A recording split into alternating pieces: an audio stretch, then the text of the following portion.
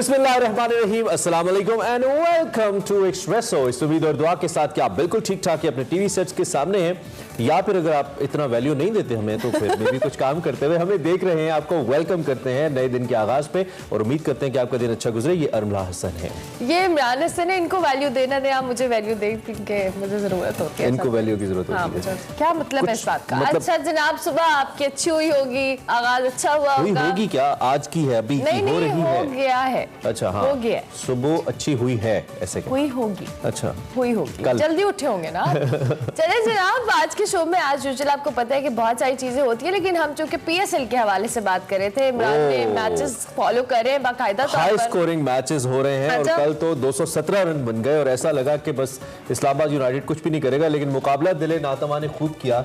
कल हमें captains innings नजर आई शादाब खान की तरफ से, लेकिन Islamabad united could not make it to a victory. लेकिन मैच बड़ा जबरदस्त हुआ और हम जो एक्सपेक्ट कर रहे थे कि जी 200 से ज्यादा रन बने और फिर उसको टीम्स चेज करें और वो थ्रिल हमें पीएसएल वाला नजर आए, तो कल वो थ्रिल हमें बहरहाल नजर आया। लेकिन इस वक्त जो क्रिकेट है वो बहुत जबरदस्त, बड़ी कहना चाहिए कि एक पीक पे जा रही है, बड़ी जबरदस्त। उसके साथ साथ कराची हाइट्स बहुत भरपूर तरीके से पीएसएल को एंजॉय करें। 2 की जोड़ी 5% तक है, लेकिन स्टिल दूसरी जानेब अगर हारे जा रहे हैं कराची, खैर है, लेकिन जो लाहौर में मैचेस होने वाले हैं कजाफी, उसके लिए भी लाहौरी तैयार है, क्योंकि आपने कराची वालों का इस केस में थोड़ा ना जरा आगे जाके कल के बाद मैच की हाईलाइट रोमान रईस का इस्लामाबाद के खिलाफ विकेट लेके सेलिब्रेट न करना था, जिसपे उन्होंने पूछा गया कि उन्होंने क्यों नहीं किया, तो उन्होंने कहा जी मैंने 6 पीएसएल इस टीम के खिलाफ खेले तो मैं इस टीम के खिलाफ विकेट सेलिब्रेट नहीं कर सकता। खैर, इसमें हम बात करते रहेंगे। We have a lot to share. आज वक्त का मुकाबला सख्त है, सो सबसे पहले हेडलाइंस एंड देन लाइनअप। ताहयात नाअहली पर फैसला आ चुका, अब कोई दरखास्त दायर नहीं हो सकती। सुप्रीम कोर्ट ने बार एसोसिएशन की दरखास्त एतराज के बाद वापस कर दी। नवाज शरीफ वापस आएंगे ना लाए जाएंगे। मुस्लिम लीग नून ने नवाज शरीफ की सेहत से मुतालिक medical letter Lahore high court में पेश कर दिया। सिंध बल्दियाती एक्ट 2013 पर बड़ा अदालती फैसला। सूबाई हुकूमत से बल्दियाती इदारे तहलील करने का इख्तियार खत्म, बाइख्तियार बल्दियाती हुकूमत बनाने की हिदायत। सेनेट के महाज पर मुल्तान के 2 बड़े सियासी हरीफों में लफ्जी जंग। शाह महमूद कुरैशी की सैयद यूसुफ रजा गिलानी पर इल्जामात की बौछार। ऑपोजिशन लीडर ने इसे सेनेट की तौहीन करार दे दिया। कोरोना के वार जारी, हुकूमत का मुल्क भर में घर घर कोरोना वैक्सीनेशन मुहिम शुरू। 55,000 से ज्यादा टीमें 3 करोड़ शहरियों की वैक्सीनेशन करेंगी। बीजिंग सरमाई ओलंपिक्स में पाकिस्तान की नुमाइंदगी करने वाले स्कायर मोहम्मद करीम एक्सप्रेसो के मेहमान होंगे। सेगमेंट सफर शर्त में वकार अहमद मलिक बताएंगे चिलिंजी पास के बारे में, जो वादी पुरसा को इश्कोमन वादी से मिलाता है। और अजीम अफसाना निगार और शायर इंतजार हुसैन को दुनिया से रुखसत हुए 6 बरस बीत गए। जी जनाब, हेडलाइंस आपने जानी, सेगमेंट्स हैं, कोविड के हवाले से भी बात करनी है आज की बड़ी खबर में।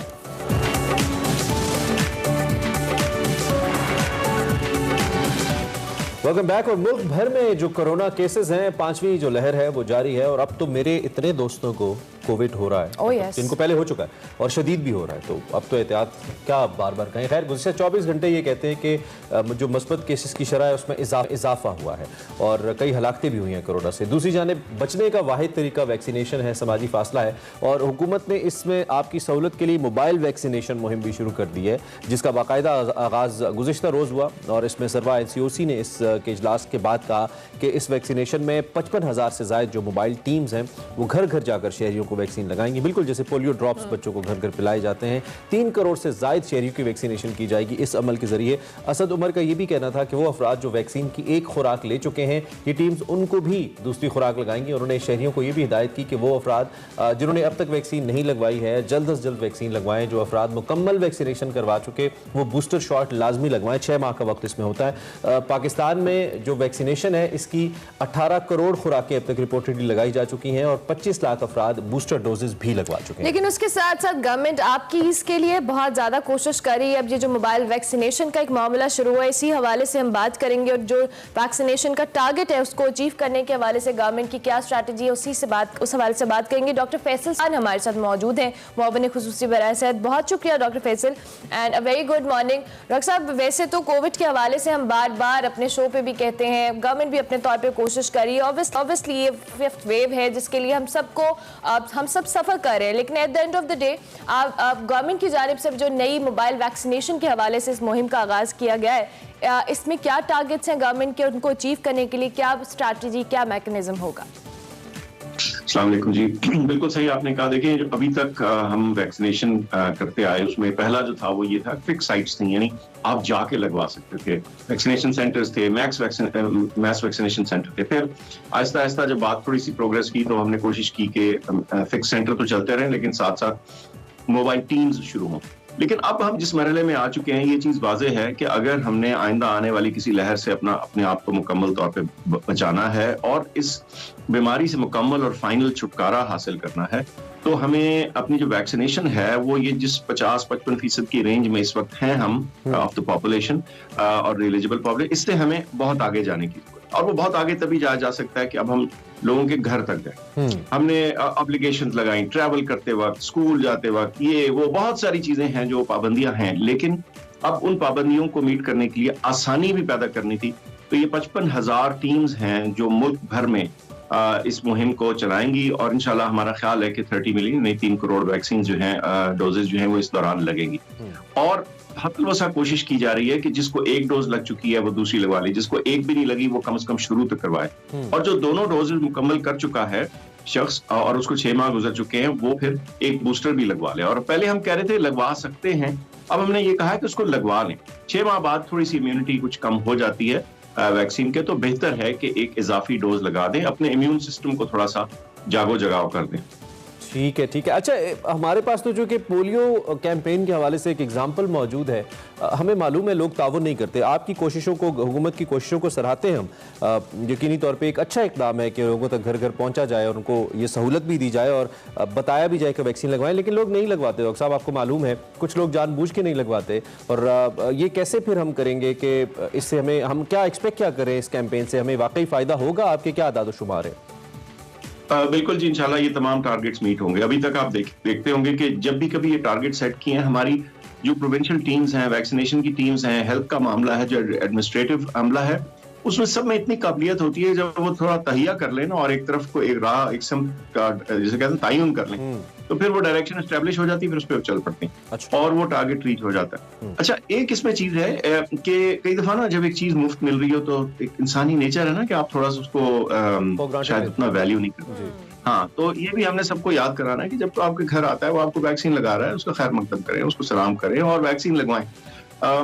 एक और कि पोलियो में भी देखें एक खासी इंप्रूवमेंट आई है, बेहतरी आई है। ठीक है, कहीं कहीं रिफ्यूजल आ जाते हैं, लेकिन फिर भी जितनी आप एफर्ट करते हैं, लोगों को बताते हैं, उन तक मैसेज पहुंचाते हैं, इसका फर्क पड़ता है। अच्छा डॉक्टर साहब, एक हमने कल भी इस मुद्दे को हम डिस्कस कर रहे थे, क्योंकि मुसलसल ये चल रहा है तो इसलिए जो भी मेहमान आते हैं उनसे बात मुख्तलिफ उमूर पे हो जाती है। कल हम ये कह रहे थे कि अब पहले कराची में इट रीच्ड अप टू 47-48% हमारे इंफॉर्मेशन के मुताबिक, बट देन अभी कराची में केसेस कम हुए, तो आज कोटली के हवाले से खबर आ रही थी, I forgot exact percentage, but बहुत बड़ी परसेंटेज थी, और मुजफ्फराबाद वगैरह के जो पहाड़ी इलाके हैं, हमारे कश्मीर के जो इलाके हैं, वहाँ की इतलात है कि वहाँ अब इसके केसेस बढ़ गए हैं। अब तो ये अपनी मर्जी से कोविड एक जगह से दूसरी जगह शिफ्ट तो कर रहा है, तो हुकूमती एफर्ट्स कहाँ पे हैं? जहाँ पे हुकूमत ये क्लेम करे कि हमारी एफर्ट से यहाँ पे कम हुआ, और अगर कम होना है तो फिर सारी जगहों पे ही कम हो, इसका मतलब है हम इसके रहमो करम पे चल रहे हैं कि कहीं पे भी ये बढ़ना शुरू हो जाता है और कम हो जाता है। ऐसे ही डॉक्टर साहब?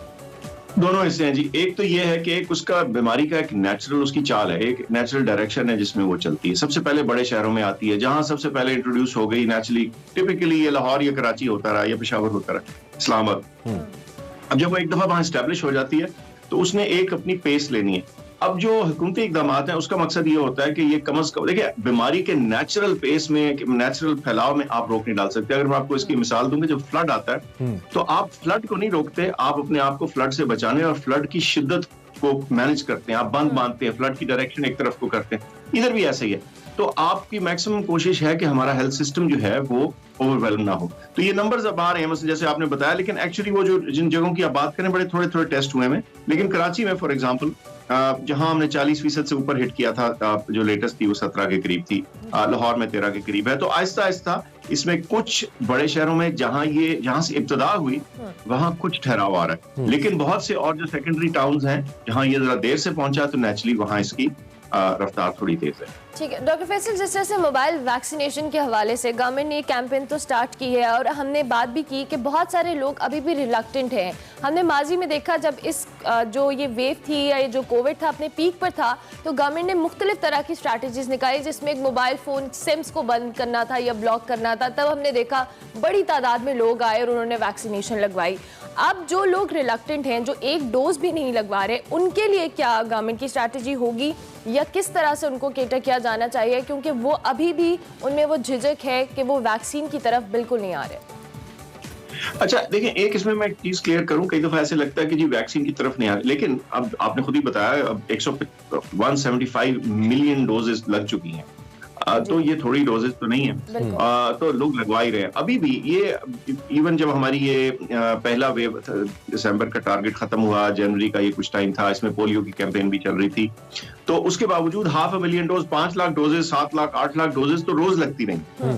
अब हम थोड़ा स्पेशल एम्फेसिस कर रहे हैं, क्योंकि हमारा ख्याल ये है कि हम एक सर्टेन टारगेट तक जब पहुंच जाएंगे तो फिर नए वेरिएंट्स को आने में और नई वेव्स को आने में बाकायदा एक जैसे बंद बांध रहे हैं ना आप उनके खिलाफ, तो ये बंद ऊंचा कर रहे हैं, और ये बंद ऊंचा करने की एक स्पेशल एफर्ट है। आप देखेंगे इंशाल्लाह इसमें भी ये मिलियंस में रोजाना चली जाएगी तादाद। डॉक्टर साहब क्या टारगेट क्या कर रहे हैं आप? कह रहे हैं कि एक सर्टेन नंबर तक जब पहुंच जाएंगे इस वक्त, क्योंकि अच्छी खासी तादाद तो है जो वैक्सीनेटेड है, लेकिन आपका टारगेट क्या है? जी देखिए, हम समझते हैं कि मार्च के एंड तक ना जो हमारी एलिजिबल पॉपुलेशन है हम उसके 70% से ऊपर चले जाएं, और जो टोटल पॉपुलेशन है तकरीबन 50% करीब चलेंगे। ये अप्रोक्सीमेट मैं आपको बता रहा हूँ नंबर्स, और अगर इसको अचीव करने के लिए अगर राउंड ऑफ करें और थोड़ा सा जिसे कहते हैं ना अप्रोक्सीमेट उस पर जाएं, तो जैसे कल असद उमर साहब ने कहा था कि तकरीबन हमें 3 करोड़ वैक्सीनेशन लगाने की जरूरत है इस टाइम पीरियड के अंदर, आइंदा आने वाले। और इसमें जो हमारी मुख्तलिफ ममालिक के साथ डॉक्टर फैसल वैक्सीन को लेकर हमारी एक मुआवनत रही है, हुकूमत पाकिस्तान ने मुफ्त वैक्सीन लगाई है पूरे सभी पाकिस्तानियों को, वो कोलैबोरेशन हमारा मुख्तलिफ ममालिक के साथ इस वक्त मौजूद है। वैक्सीनेशन डोजेस को लेकर कहाँ स्टैंड करते हैं हम? ये जो वेव है ये इतनी खतरनाक तो नहीं है, लेकिन फैल बड़ी जल्दी रही है, तो चूंकि ये फैल रही है इसलिए इसके लिए वैक्सीन उतनी ही इंपॉर्टेंट है ताकि इससे बचा जाए और कोई रिस्क ना लिया जाए। तो हमारी उस कोलैबोरेशन के हवाले से हमें बताइए जो मुख्तलिफ ममालिक और कंपनीज के साथ मौजूद है गवर्नमेंट ऑफ पाकिस्तान की। जी बिल्कुल, लगातार जो वैक्सीन की सप्लाई है वो चल रही है, और इसमें हुकूमत की खरीदी हुई वैक्सीन भी आई हैं, जो आपको पता है तकरीबन 2/3 के करीब, यानी 65-68% के करीब वो हैं, और जो कोवैक्स के थ्रू है वो भी आ रही हैं। सो सप्लाई में वैक्सीन की अवेलेबिलिटी में इंशाल्लाह कोई प्रॉब्लम नहीं होगी, आप ना फिक्र करें, ये वैक्सीन मौजूद है। ठीक है, आखिरी सवाल मेरा आप उसके बाद आपसे इजाजत चाहेंगे, वो नवाज शरीफ साहब की मेडिकल रिपोर्ट्स के हवाले से है। It's a bit political but at the same time इसका ताल्लुक हेल्थ से भी है। जो एक रिपोर्ट जमा हुई है, हुकूमत का ये कहना है कि उस रिपोर्ट को वो रिपोर्ट फेक है, रिपोर्ट असली नहीं है, जबकि ओपोजिशन यानी कि नून लीग का कहना है कि उस रिपोर्ट को आप कोर्ट में चैलेंज कर दें अमेरिका में जाके, अगर आपको लगता है ये ठीक नहीं है। आप डॉक्टर भी हैं, उसके साथ साथ हुकूमत से भी मुताल्लिक है और इमरान खान साहब के भी साथी हैं, तो इस रिपोर्ट के बारे में आप क्या कहेंगे इस पॉइंट पर? आप यकीन कीजिए कि मैं आजकल हमारे अपने कोविड और दीगर जो काम है वो इतना मसरूफ होता है, मेरी नजर से बिल्कुल रिपोर्ट नहीं गुजरी, देखूंगा तो आपको बताऊं। अगर वैसे अमेरिका से आई रिपोर्ट चैलेंज की जा सकती है, अगर उसमें कुछ इबाहम पाकिस्तान में पाया जाए, उसको अमेरिका में चैलेंज किया जा सकता है? देखिए जो मेडिकल रिपोर्ट होती है ना, वो कोई एक्सपर्ट लिखता है, जब एक्सपर्ट लिखता है तो आप उसकी एक्सपर्टीज के लेवल से ही चैलेंज कर सकते हैं, यानी उसकी जो टेक्निकल साइड है उसी का कर सकते हैं, तो बिल्कुल हर चीज चैलेंज हो सकती है, लेकिन मेरी actually to be very honest मेरी नजर से रिपोर्ट चल डॉक्टर साहब थैंक यू वेरी मच। आपकी बात हमने समझ ली कि एक हेल्थ प्रोफेशनल की रिपोर्ट को एक हेल्थ प्रोफेशनल ही चैलेंज कर सकता है, कोई पॉलिटिशियन ही नहीं कर सकता। अलमुख्तसर खैर डॉक्टर फैसल हमारे साथ मौजूद थी जी। केसेस कोविड के बढ़ रहे हैं, लेकिन उसके साथ साथ ये कितनी अच्छी कोशिश है हुकूमत की, हुकूमत के अच्छे इक़दामात को तो सराहा जाना चाहिए ना। हम सबसे बड़े क्रिटिक है हुकूमत के, जब वज़रा से हमारी बात होती है अदद इन द शोज़ तो वो गिला भी करते हैं कि जी आप बहुत ज़्यादा तनकीद करते हैं, वज़ीर आज़म भी इनफैक्ट डायरेक्ट आके ऑन स्क्रीन गिला करते हैं कि जी आप तनकीद करते हैं, तो हम तनकीद तभी करते हैं जब वो तनकीद बनती है। लेकिन कोविड के हवाले से हुकूमत ने ज़बरदस्त काम किया है अब तक, और अब भी ये जो इनिशिएटिव लिया है कि घर घर लोगों को फैसिलिटेट किया जाए। गवर्नमेंट चाहती तो ये ना करती अगर इसको ऑटो पे लगा दिया जाता, लेकिन government is trying it's best कि जो भी बेस्ट एफर्ट हो सकती है वो करे। तो अगर आपके घर पे कोई आ जाता है वैक्सीन लगवाने तो फिर तो लगवा लो। वैक्सीनेशन के हवाले से गवर्नमेंट अपनी कोशिशें पूरी कर रही है। आपने भी वैक्सीन अगर आपने नहीं लगवाई, एक डोज लगवाई और आप दूसरी डोज नहीं लगवा रहे हैं, उसका टाइम भी आ चुका है, तो आपको मोबाइल वैक्सीनेशन मुहिम जो ये शुरू किया गवर्नमेंट की, ये फैसिलिटी अवेलेबल है। अगर लोग आपके घर आ रहे हैं तो आप वैक्सीन लगवाएं। बूस्टर डोजेस के हवाले से पहले इफ की कंडीशन थी, अब वो भी खत्म कर दी गई है। आपको लाजमी लगवानी है 6 महीने का वक्त अगर आपकी दोनों डोजेस में हो चुका है, क्योंकि इसी तरह से आप इस कोविड की सिचुएशन को बेहतर कर सकते हैं मुल्क भर में। क्योंकि आइंदा जैसे आने वाली जिंदगी, हम नॉर्मल की बात कर रहे थे, अल्लाह अल्लाह करके नॉर्मल होने की तरफ आए थे। एक लोग अक्सर मिसाल देते हैं कि जी जिंदगी मौत अल्लाह के हाथ में है, हम वैक्सीन नहीं भी लगवाएंगे तो क्या होगा। कुछ लोग कहते हैं, कोविड अभी तक भी कहते हैं कि कोरोना कुछ नहीं है, जिंदगी मौत अल्लाह के हाथ में है। हमारे इस बात पे यकीन है, हमारा इस बात पे भी यकीन है कि मौत का एक वक्त मुअय्यन है, उससे एक सांस पहले नहीं, एक सांस बाद नहीं। लेकिन उसके साथ साथ हमें इस बात पे भी यकीन है कि ये जहन जिससे ये वैक्सीन बनाई जाती है या जिससे किसी भी बीमारी का इलाज बनाया जाता है, ये भी अल्लाह की ही अता की भी एक कुव्वत है, एक सलाहियत है, जिसकी बिना पर इंसान के लिए सहूलतें पैदा करता है। कोशिश तो कर ही सकते हैं। और मेरे ख्याल में एक अगर इस तरह की सूरत हाल है तो फिर तो किसी मुल्क में डॉक्टर्स की जरूरत नहीं रहती है, अगर सब कुछ ऑटो में लग जाए। तो मेरे ख्याल में ऐसा नहीं है। हम पाकिस्तानियों को इस चीज़ से निकलना चाहिए और आगे बढ़ना चाहिए। और खास तौर पर आपके जो बड़े हैं, जो बुजुर्ग हैं, मैंने देखा है रहमान मलिक साहब के हवाले से, वैसे बुजुर्ग से नहीं, वैसे मुझे याद आ गया, रहमान मलिक साहब जो पीपल्स पार्टी के रहनुमा है, उनकी हालत बड़ी ख़राब है। अभी रिपोर्ट्स आ रही है कि उनको वेंटिलेटर पे मुंतकिल कर दिया गया है। तो अल्लाह उन्हें सेहत दे। इस तरह से जो भी लोग थोड़ा सा एज ब्रैकेट लाइक 60-65 क्रॉस कर जाते हैं और वो फिटनेस का ख्याल नहीं रख रहे होते, जो डायबिटिक है या हाइपरटेंशन के पेशेंट्स हैं, वो भी खास तौर पर ख्याल रखें, क्योंकि उनमें ऑलरेडी इम्यूनिटी उनकी वीक होती है, तो उनके लिए ये कोविड ज़्यादा खतरनाक हो सकता है। तो अपने घर में जो अपने वालिदैन हैं, अपने बुजुर्ग हैं, उनको अगर आप बाहर से आए हैं, कहीं ट्रैवल करके आए हैं, मैंने इमरान पिछले दिनों ट्रैवल किया और मैं अपने अम्मी अब्बू से 2 हफ्ते से नहीं मिली हूँ। एक सोशल रिस्पॉन्सिबिलिटी कि आपको थोड़ा एहतियात करनी, जब तक आप खुद को एक वो नॉर्मल फील ना करें तब तक खुद आप बाहुबली बनते रहें, लेकिन घर में आके थोड़ा सा आप ध्यान करें। खैर, इस पॉइंट पे हमने ब्रेक लेनी है। जब ब्रेक से वापस आएंगे we have a lot to share. आज हमने ये जो मेडिकल रिपोर्ट वाला नवाज शरीफ साहब का मामला, ये हमने डिटेल में डिस्कस करना है, लेकिन अभी नहीं, अभी ब्रेक लेते हैं। ब्रेक के बाद थोड़ी फैंटी तो बड़ी। अच्छा, ये एक नहीं जीतना है ना, आप रोज हम जीते हैं, रोज इस्लामाबाद जीते हैं। आपने देखी, अब पोस्ट मैच एनालिसिस आपको दिखाना है। इससे पहले आपने वो एनालिसिस नहीं सुना होगा, ना देखा होगा, जरा दिखाएं जी वो एनालिसिस जो हो रहा है। What do you say between the high level qualities? Harold Kalindis and the Shine Shafridi knew the captain, in fact, was Zaman and Muhammad Hafiz. They're the 2 captain, they're the Tory brother captain as. They were selection in the Perseverance, Pakistan, Kikibard, and selected by the Shine Shafridi, the dangerous bowler is swinging the attack at the king of the What kind of he not experienced this captaincy? Captain so already how the different of the shape on the pitching positioning the background, the batting side to the bowling, the conditioner, and Lahore Ghazafi straight in the first match. The good on the ground, good the sign and the beauty shine in the stadium. The different family celebration in Pakistan. So I said previous matches is Imad Hussain, Karachi is captain, but now it's captain Babar Azam is international cricket team. What do you about Babar Azam? Oh, as I like in Babar Azam. These players master class in the T20 the ICC turn number ranking the some years of number 1 in the down to the try the ODI they're ranking the first number and dangerous player Babar Azam and Brett Colley the comparison 2 dangerous player Babar Azam very first master class I like it Babar Azam is captain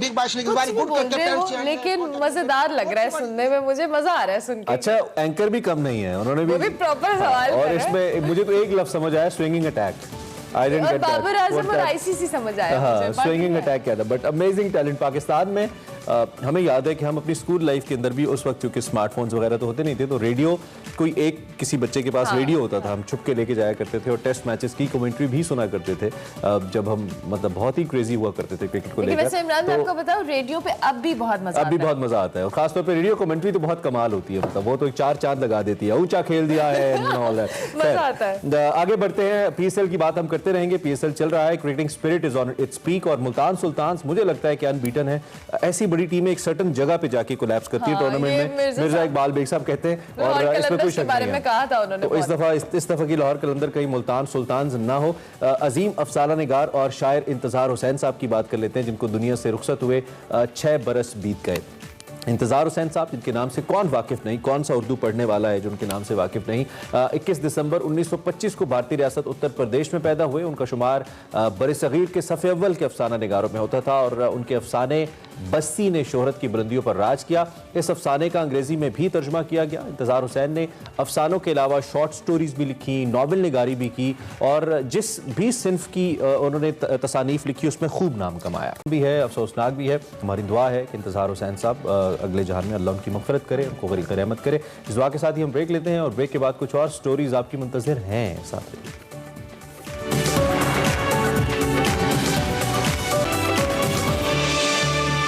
welcome back to Expresso. बात करते हैं कुछ किताब दोस्ती की। तो खैबर पख्तूनख्वा में एक निजी तंजीम ने किताब दोस्त मंसूबा शुरू किया है, जिसमें रजाकार सरकारी और गैर सरकारी स्कूलों के जो तलबा समेत स्ट्रीट चिल्ड्रंस हैं, उनमें कुतुबीनी के शौक को परवान चढ़ाने के लिए पेशावर के मुख्तलिफ इलाकों में जाकर उन्हें कहानियाँ सुनाते हैं। और रंगारंग कार्टून से मुज़य्यन ये रिक्शा लाइब्रेरी बच्चों में तालीम की मोहब्बत को फ़रोग़ देने में बहुत अहम किरदार अदा करी है और बच्चों के लिए एक तरह का गिफ्ट भी है। ये रिक्शा वैन जो है पेशावर की जिस गली में भी रुकती है, वहाँ के बच्चे से चारों तरफ से घेर लेते हैं। फिर जो ड्राइवर है या गाड़ी में रखी हुई दरी निकाल कर उसी जगह पर बिछा देते हैं। फिर या तो वो खुद या उनके साथ मौजूद जो दीगर वॉलंटियर्स होते हैं, वो लाइब्रेरी में मौजूद कहानियों की जो किताबें हैं उसको खोलकर बच्चों के साथ वहीं बैठ जाते हैं और उनको वो कहानियाँ सुनाते हैं। और इतना इंटरेस्टिंग ये प्रोजेक्ट लगा जब हम इसको पढ़ भी रहे थे। तो इसी के हवाले से मज़ीद बात, इसी हवाले से हमने बात करनी है। डॉक्टर जो इसकी सदर हैं इस प्रोजेक्ट की, डॉक्टर बुशरा रहीम इस वक्त हमारे साथ ऑल द वे लाइव मौजूद। उनसे हम पूछते हैं, उनको अप्रिशिएट भी करते हैं, इतना जबरदस्त कॉन्सेप्ट लेकर चल रही हैं वो। Doctor Bushra, welcome to Express and good morning. I hope आप ठीक ठाक हैं। इतना जबरदस्त आइडिया कहाँ से निकाल लिया आपने और बहुत ही कमाल, ये तो बहुत इंटरेस्टिंग लग रहा है। थैंक यू सो मच कि आपने पजीराई की किताब दोस्त की। आइडिया इस तरीके से था कि ये जो हमारी अंजुमन है, association of business professional and agricultural women, तो ये एक नेशनल लेवल पे एक ऐसी अंजुमन है जिसका जो फोकस है वो बच्चों की तालीम पर है और ख़वातीन को मुआशी लिहाज से इंडिपेंडेंट बनाने पर है। तो एक तो ये इस इदारे का फोकस है और मैं एज ए वॉलंटियर इस ऑर्गेनाइजेशन के साथ काम कर रही हूँ। दूसरा ये है कि जो भी हमारे साथ टीम मेंबर्स हैं खैबर पख्तूनख्वा ब्रांच में, वो तमाम या तो एजुकेशन से वाबस्ता हैं या जो है फॉरेन क्वालिफाइड ख़वातीन हैं, और या जो आपको जानकर खुशी होगी कि हमारे जो सूबे के नामवर राइटर्स हैं और पोइटेसेस हैं हमारे खैबर पख्तूनख्वा में, वो भी हमारे इस टीम का हिस्सा हैं। तो सेकंड ये हो गया। थर्ड जो है आइडिया कैसे ट्रिगर हुआ, इसका इस तरीके से था कि कुछ साल पहले चूँकि जैसे मैंने कहा कि हम लोग बच्चों की तालीम पे हमारा बहुत ज़्यादा फोकस है, तो कुछ साल पहले हमें कुछ बुक्स डोनेट की गई। फिर हम ये सोच रहे थे कि इसको हम जो हमारे अपने उजाला स्कूल्स हैं जो कि हमने गरीब बच्चों के लिए इस्टेब्लिश किए हैं, हम उसको वहाँ पे रख देते हैं। लेकिन फिर कुछ लोगों ने कहा कि नहीं, ये तो किताबें हैं, इसको मूव होना चाहिए, ये हर बच्चे के हाथ होना चाहिए, इसको हम एक जगह पे नहीं रखते। फिर हम सोचते रहे। फिर हमने ये आइडिया किया कि जो स्टेटिस्टिक्स हमारे सामने थे, क्योंकि जैसे मैंने कहा कि हमारी सब जो फॉरेन क्वालिफाइड हैं, रिसर्चर्स हैं, तो उनको एजुकेशन के स्टेटिस्टिक्स का पता था। तो उनको पता था कि हमारी जो ड्रॉप आउट है वो बहुत ज़्यादा हाई है, गर्ल्स की एजुकेशन बहुत लो है। तो इस वजह से फिर हमने कहा कि सरकारी स्कूल में इसको शुरू कर देते हैं। तो वहाँ से ये आइडिया जो है वो जर्मिनेट हुआ, उसको हमने पायलट किया फर्स्ट फेज में, उसको बहुत अच्छी पजीराई मिली। अच्छा डॉक्टर बुशरा, ये भी बताइएगा, जिस तरह से आपने कहा कि सरकारी स्कूल्स में आपने स्टार्ट किया, लेकिन स्ट्रीट चिल्ड्रंस के हवाले से ऑब्वियसली इनको टारगेट करना और इन तक एजुकेशन की रसाई को मुमकिन बनाना, ये भी एक बड़ा डिफरेंट चैलेंज होता है। और जिस तरह से आपने कहा कि आप वॉलंटरी जिस तंजीम के साथ काम भी कर रही हैं, अब इन स्ट्रीट चिल्ड्रन का रिस्पॉन्स कैसा है? क्योंकि जिस तरह का आपका आइडिया या कॉन्सेप्ट है कि जितना कलरफुल आप उसको कर रही हैं प्रेजेंट, उसके साथ बच्चों का इंटरेस्ट कैसा है और कितना उसका जो के लिए आउटपुट आपको नजर आया? बहुत ओवरवेलमिंग रिस्पांस हमें मिल रहा है बच्चों का। आप यकीन नहीं करेंगे, हमारी जब वॉलंटियर्स जाती हैं उनका ख्याल होता है कि बस रीडिंग सेशन करके आ जाएंगे जब नए वॉलंटियर्स आते हैं तो लेकिन जब वो सेशन लेते हैं उनके चेहरों पे जो एक्साइटमेंट होती है, वॉलंटियर वो जो खुशी के मारे वो हमारे साथ फिर अपडेट्स शेयर कर रहे होते हैं कि आज हम गए तो हमने ये देखा, वो एक नए इंसान बन के आ रहे हैं। तो इतने वो बच्चे खुश हैं, वो इंतजार कर रहे होते हैं कि आप कब आएंगे वापस हमारे स्कूल और कब आप जो है हमें दूसरी कहानी सुनाएंगी। तो बच्चे तो इतने खुश है कि मैं बता नहीं सकती। तो इसमें आप अपने वॉलंटियर्स को पहले ट्रेन भी करते हैं इस काम के लिए या वो खुद से ही अपनी सलाहियतों के मुताबिक करते हैं? जी, ये बहुत इम्पॉर्टेंट है। देखिए बच्चों के साथ आपको पता है कि आपने एक ख़ास किस्म का मिजाज रखना होता है, एक ख़ास किस्म का एटीट्यूड, उनके साथ प्यार से आपने बात करनी है। तो और ये जो हमारे वॉलंटियर्स हैं ये रोल मॉडल्स हैं बच्चों के लिए। तो ये जो कुछ करेंगे तो बच्चे उससे लर्न करेंगे। तो बिल्कुल हम काफ़ी डिटेल में इनके लिए ओरिएंटेशन सेशन फर्स्ट करते हैं, फिर रिव्यू करते हैं, फिर उसके बाद जब अपने अपडेट्स शेयर भी करते हैं तो उस वक्त भी इनको गाइड करते हैं कि इस तरह करो, इस तरह करो। तो कंटिन्यूअस इनकी कैपेसिटी बिल्डिंग, ग्रूमिंग भी हो रही होती है हमारे जो वॉलंटियर्स हैं। ठीक है डॉक्टर बुशरा, एक तो फॉर्मल एजुकेशन है, एक फॉर्मल वेज ऑफ एजुकेशन है to teach the children in a formal way, जिस तरह से हम लोगों ने पढ़ा है, हम सब ने पढ़ा है। लेकिन ये इनफॉर्मल तरीके हैं, ये गैर रस्मी किस्म के तरीके हैं जो अभी अपनाए जा रहे हैं और इसमें आपका भी जो प्रोजेक्ट है वो एक है। ये कितने ज़रूरी हैं हमारे सिस्टम ऑफ एजुकेशन के लिए, जहाँ पे बहुत सारे बच्चे स्कूल जाते ही नहीं हैं, कुछ को भेजा ही नहीं जाता। ऑलमोस्ट कोई 4-5 करोड़ बच्चे हैं जो कि इस वक्त बाहर हैं स्कूल से। तो कैसे इसको आप कर रही हैं और आप समझती हैं कि इसकी किस हद तक ज़रूरत है, इफेक्टिवनेस क्या है इसकी?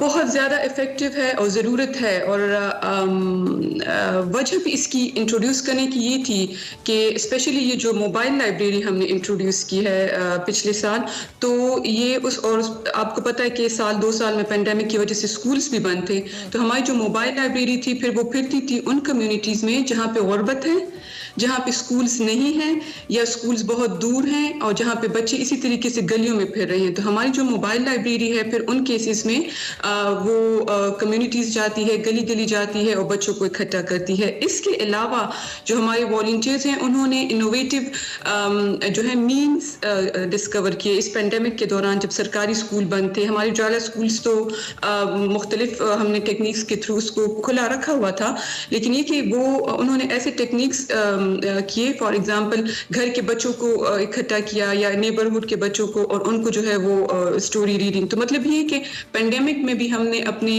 इस जो किताब दोस्ती का सिलसिला है उसको जारी रखा उसको। तो ये इफेक्टिव है बहुत ज़्यादा, बच्चे इतने खुश हैं, लर्न कर रहे हैं। ठीक हो गया। अच्छा डॉक्टर बुशरा, ये भी बताइएगा अब आप किन किन शहरों में या हम बात करें ओवरऑल किन किन जगहों को आपने केटर किया है, कितने बच्चे हैं जो रेगुलर बेसिस पे आपके साथ ऑन बोर्ड हैं या जिनके पास आप रेगुलर बेसिस पे जाते हैं और उनको इस तरह से इंगेज करते हैं, और किन इलाकों में फर्दर आपका प्लान है कि आप इसको लेकर जाएंगे? अच्छा जी, जब हमने पायलट किया था तो हमारा फोकस ज़ाहिर है पेशावर पे था, और फिर जब फर्स्ट फेज़ हुआ, सेकंड फेज़ हुआ तो उसमें भी हमारा फोकस जो था, क्योंकि ज़ाहिर है आपको पता है कि हम डिपेंडेंट हैं वॉलंटियर्स पे। वॉलंटियर्स जहाँ से हमें मिलते हैं, चाहे वो पेशावर से हैं, चाहे सदा से हैं, मर्दान से, जहाँ से मिलते हैं हम वहाँ पर उसको शुरू करने के लिए तैयार हैं। तो हमारा फोकस तो ज़ाहिर है खैबर पख्तूनख्वा है। अभी रिसेंटली हमारी एक MOU साइन हुई है सोशल वर्क डिपार्टमेंट के साथ और कॉलेज ऑफ होम इकनॉमिक्स के साथ। तो उन्होंने हमें 60+ वॉलंटियर्स दिए हैं सिर्फ इन्हीं डिपार्टमेंट्स ने। इसके अलावा जो हमारे पास अपने वॉलंटियर्स हैं वो तो हैं। तो इन वॉलंटियर्स के थ्रू अगर ये सपोज मर्च डिस्ट्रिक्ट से हैं, खैबर बाजवर से इनका ताल्लुक है, तो हम इनको उधर भी भेज देते हैं, या करक से है, जहाँ से भी इनका ताल्लुक है तो हम इनको भेज रहे हैं। हमने वहाँ पे शुरू किया हुआ है। दूसरा जो है, आपको ये सुनकर खुशी होगी कि ना सिर्फ ये कि खैबर पख्तूनख्वा में, बल्कि हमारा जो दूसरा ब्रांच है रावलपिंडी इस्लामाबाद का, ये association of business professional agriculture women, इन्होंने रेप्लिकेट किया है उसको रावलपिंडी इस्लामाबाद में भी किताब दोस्त के नाम से। तो मतलब ये है कि ये जो जी, तो ये जो हम दिया जला रहे हैं वो आगे आहिस्ता से रोशनी हो रही है। The most important question that I think is about the syllabus. जो आप बच्चों को पढ़ा रहे हैं उसको कौन बनाता है और उसकी मॉनिटरिंग कैसे की जाती है, और उसमें किस किस चीज़ को फोकस करें आप सिलेबस को जो आप डिलीवर कर रहे हैं? बहुत अच्छा क्वेश्चन है। हम जो है एक तो ये कि स्टोरी बुक्स जो है वो सुनाते हैं, क्योंकि इस तरीके से हम ताकि बच्चों को इंगेज कर सकें। जैसे मकसद इसका ये है कि हम किताबों से दूर हो रहे हैं, तो ये कि जैसे आपने अपने इंट्रो में भी कहा कि कलरफुल इलस्ट्रेशंस हैं, कार्टून्स हैं, वो जब बच्चों को दिखाते हैं कि देखिए ये क्या है, तो वो खुश होते हैं। वो उस तरह खुशी से उनकी आंखों में जो चमक होती है और उनका मुंह खुला हुआ होता है कि ये तो शेर देख लिया, तो वो जी, तो वो इतने खुश होते हैं, वो एक दूसरे को कह रहे थे देखो देखो ये तो शेर है और ये जो है वो बटरफ्लाई है, इस तरीके से। तो मतलब ये है कि हम तो स्टोरी बुक्स कर रहे हैं, सुनाते हैं उर्दू में, इंग्लिश में, पश्तो में। अभी रिसेंटली अलिफ लैला बुक पर सोसाइटी इंट्रोड्यूस कर रही है दरी लैंग्वेज भी, तो उस पर भी इंशाल्लाह काम करेंगे।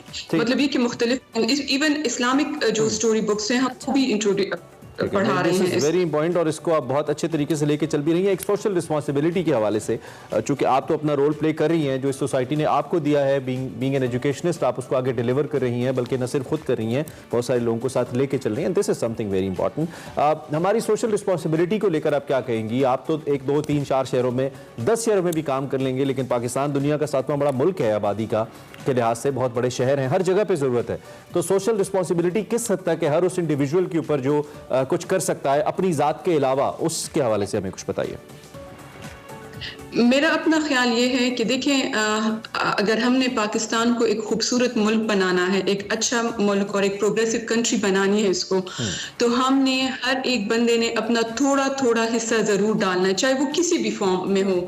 चाहे वो आप किसी को अच्छी बात सुना दें, चाहे आप किसी को पैसे दे के उसका, चाहे किसी को हुनर सिखा दें, किसी न किसी फॉर्म में मेरा अपना ख्याल ये है कि आप अपना हिस्सा डालें। 1, 2, वो लोग जिनमें लीडरशिप कैपेबिलिटीज हैं या वो अपने आप को समझते हैं कि हम अपने आप को अपने साथ और लोगों को लेके चल सकते हैं, जैसे कि ये वाला प्लेटफॉर्म है, इसमें जो है हमारे पास, आपको सुनकर खुशी होगी कि 7 साल के बच्चे से लेकर 70 ईयर्स तक के लोग हमारे साथ इस ग्रुप में हैं। और इसमें ना सिर्फ क्रिश्चियंस हैं, अफगान रेफ्यूजीज हैं, जो स्पेशली एबल्ड पीपल हैं वो हैं, मतलब हर किस्म के लोग इसमें हैं।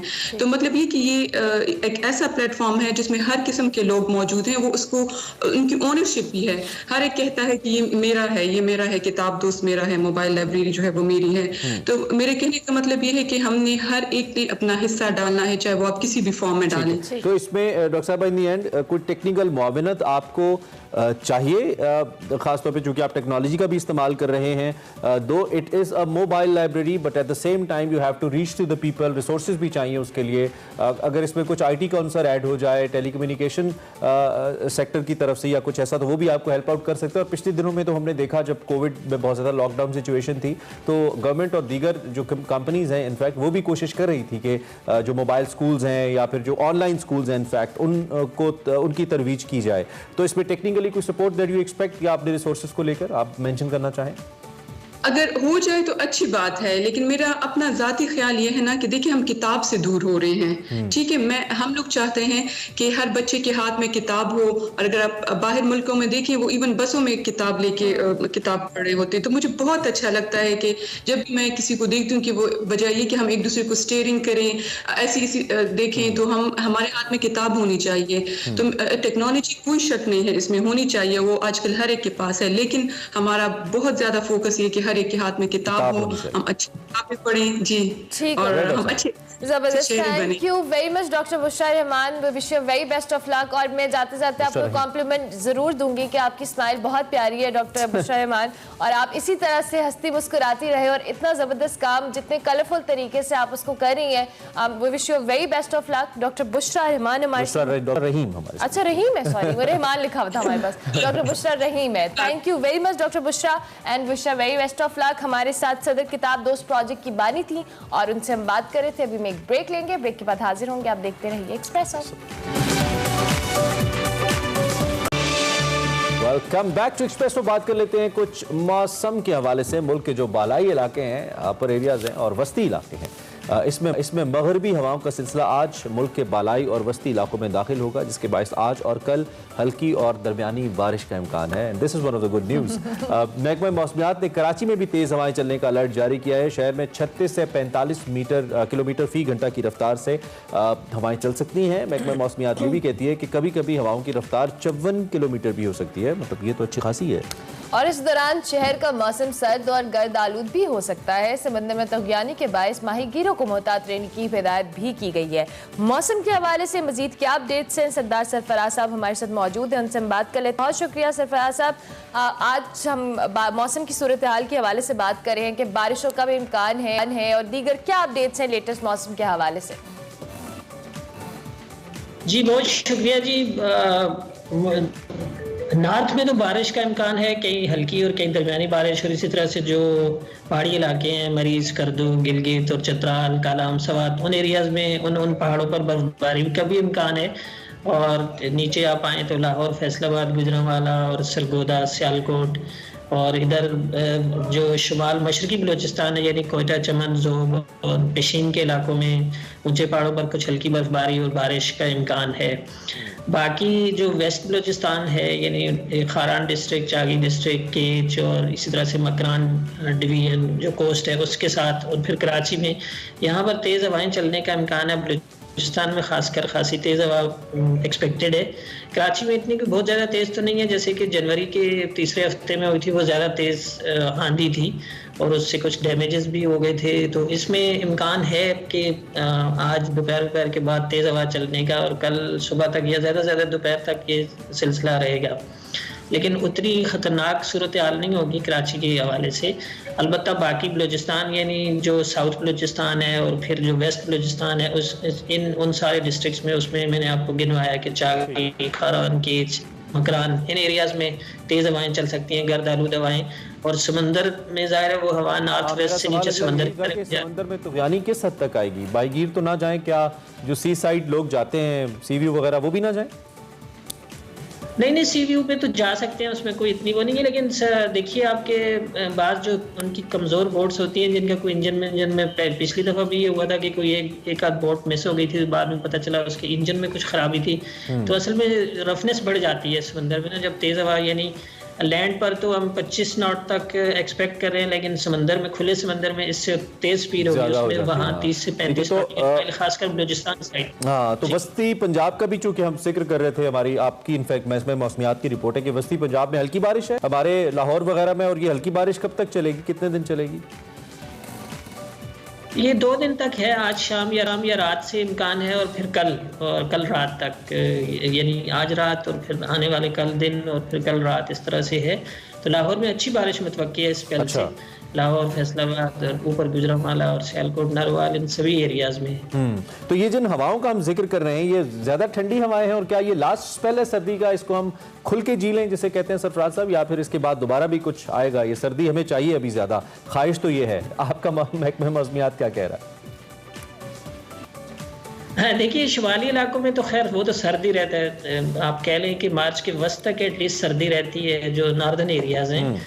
और आपके इधर मतलब फरवरी का दूसरे हफ्ते तक तो सर्दी रहेगी एटलीस्ट, यानी ये स्पेल है 2 से 3 दिन का बारिश का स्पेल, ये जब आगे निकलेगा तो उसके बाद कोल्ड ले रहा है।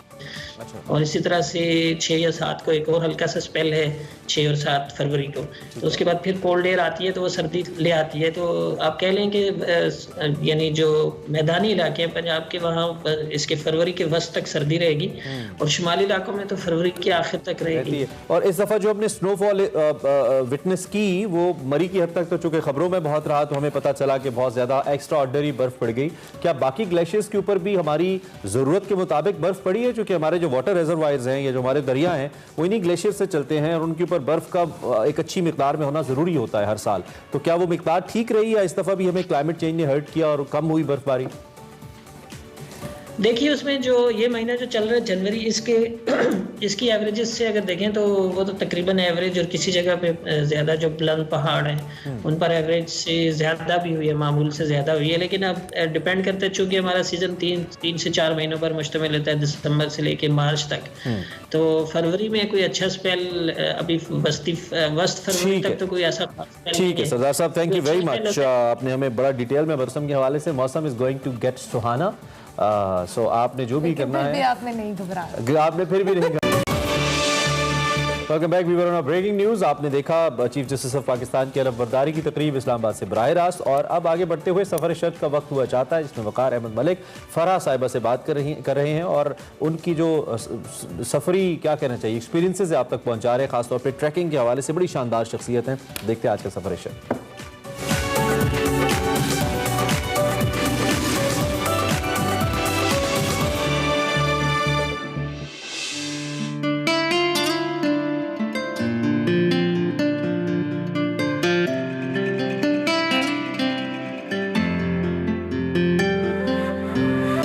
अस्सलाम वालेकुम नाज़रीन, मैं वक़ार अहमद और आप देख रहे हैं सफ़र शर्त।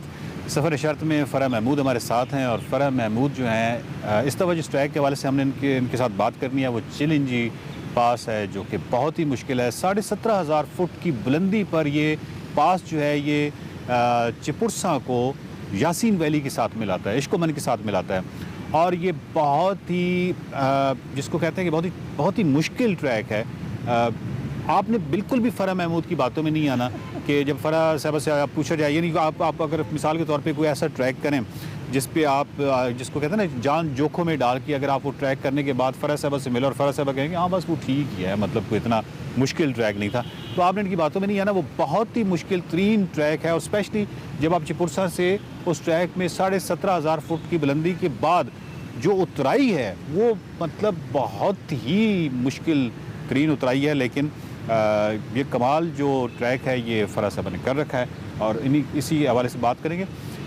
ये बताइए कि ये वाला कब आपको किसने बताया था कि चिलिंजी पास जो है ये कोई पास है, और नासिर साहब जो हैं ये उनका आइडिया था या आपका आइडिया था? आइडिया तो ये सारे इस तरह के मेरे ही होते हैं। नासिर साहब गेम हो जाते हैं, वो माशाल्लाह इसमें फ़ौरन हाँ में हाँ मिला देते हैं और कहते हैं, मतलब उनको भी अब शौक है करने का। बिल्कुल। तो ये हमें ट्रैकिंग में हमारा काफ़ी गैप आ गया, मेरा बेटा हुआ, फिर और कामों में हम ऐसे मसरूफ़ हो गए, तो फिर हमारा इरादा हुआ कि हम बड़े ट्रैक्स करने शुरू करते। तो ये बेसिकली उस बड़े ट्रैक की तैयारी थी। ठीक है। तो 2017 में मेरा ख्याल हम लोग ने किया ट्रैक।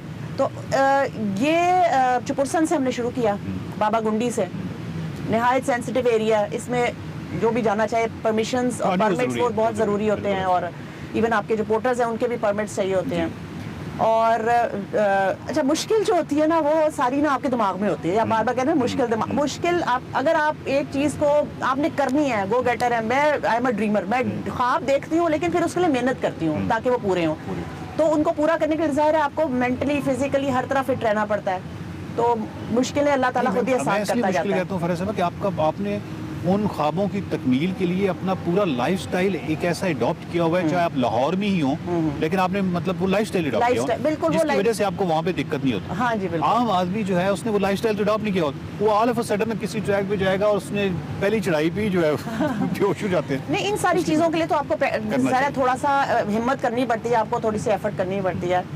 और ये काफ़ी अरसे बाद हमने ट्रैक किया था, तो मेंटली में था कि होगा मसला, थोड़ा सा ज़ाहिर है स्टेमिना और वो सारा चेक हुआ इस पे कि हम कर, और इसके बाद फिर नेक्स्ट ईयर हमने खुर्दुपिन पास किया था। और ये मज़े की बात है कि इस ट्रैक को चिलिंजी जो पास का ट्रैक है इसको आप बेसिकली तैयारी कह रही हैं खुर्दुपिन पास की, और ये आपका वार्म अप था, जो कि मतलब मैं तो कहूँगा कि बहुत बड़ी अचीवमेंट है। खैर ये पूरी ऑल द वे यानी इश्कोमन में उतरना और बहुत बड़ी बात है, लेकिन बहुत खूबसूरत ट्रैक है। इसमें बहुत ग्रेजुअली शुरू में आपको ना ये वार्म अप होने का टाइम बहुत देता है, आप ग्रेजुअल हाइट गेन करते हैं, फिर उसके बाद फिर आपको बोल्डर्स पे चलने का, ग्लेशियर पे चलने का, ये सारा आपको फ्लेवर मिल जाता है।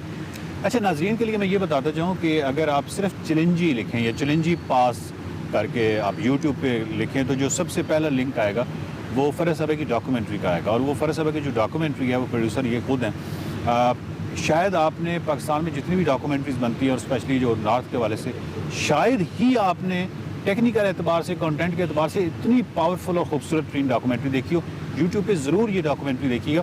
जब आप ऊपर मतलब पहुंच जाते हैं और पहुंचने के बाद फिर जो उतराई है तो वो बहुत ही यानी बहुत स्टीप है। इसके जब उतरने जब आप चढ़ते हैं और ऊपर नीचे देखते हैं कि क्या है तो सोचते हैं यार मेरा पैराशूट कहाँ है क्योंकि उसका नीचे जहाँ से मुझे उतरना है पूरा ग्रेवल है, अनस्टेबल वो आपका वो है, बोल्डर्स हैं। अब तो आपको बेसिकली आप थोड़ा तो रोप अप होकर उतर जाते हैं, लेकिन बाकी का आपको वो गीली कच्ची मिट्टी पे आपको घिसट के उतरना पड़ता है। और वो तकरीबन वो ऐसे बिल्कुल स्टीप है और आपने बिल्कुल आपकी कमर पीछे को लगी होती है और अपने आप को पीछे रखना होता है ताकि आप उसको उतर सकें।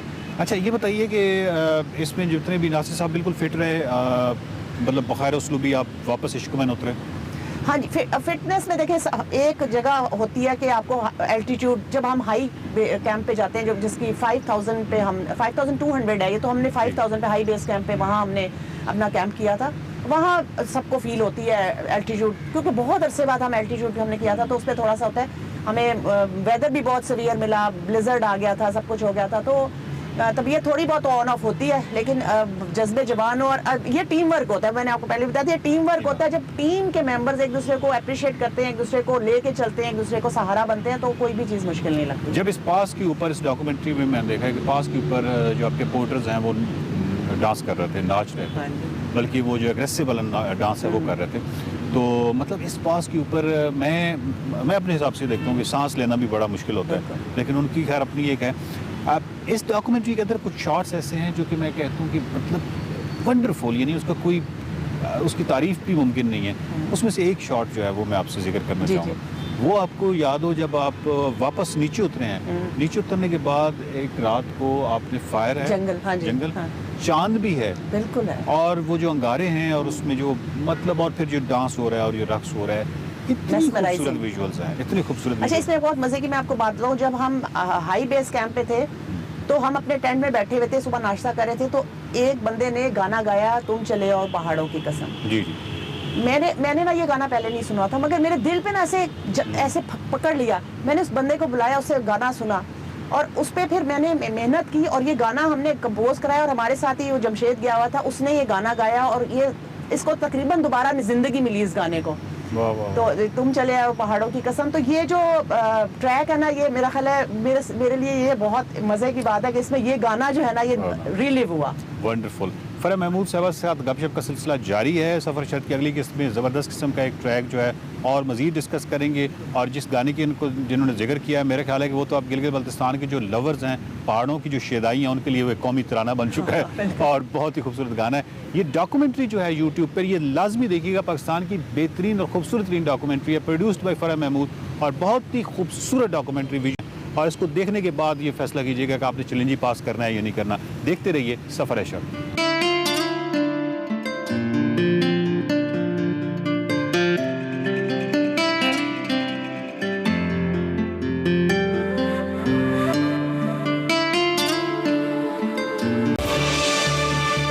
करेंगे नाहिली के मामले पर। चंद दिन पहले सुप्रीम कोर्ट में सुप्रीम कोर्ट बार एसोसिएशन के सदर एहसन ने अदा हयात नाहिली के खात्मे के लिए दरख्वास्त दायर की गई थी और जो गुज़िश्ता रोज सुप्रीम कोर्ट रजिस्ट्रार ऑफिस ने एतराज़ात लगाकर वापस कर दी है।